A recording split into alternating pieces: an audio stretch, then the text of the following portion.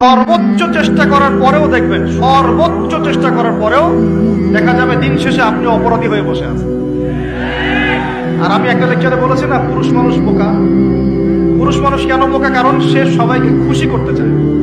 সে চায় মা সুখে থাক, বোন সুখে থাক, স্ত্রী সুখে থাক, যদি আরো স্ত্রী থাকে ও সুখে থাক, সন্তানরা সুখে থাক, সবাই ভালো থাক।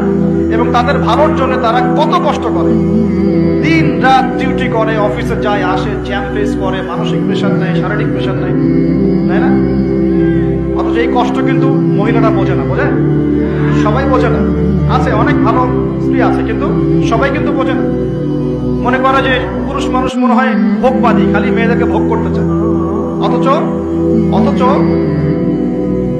সবাইকে সুখে রাখার এই চেষ্টায় একজন পুরুষ দিন শেষে নিজেই সুখী হয় না।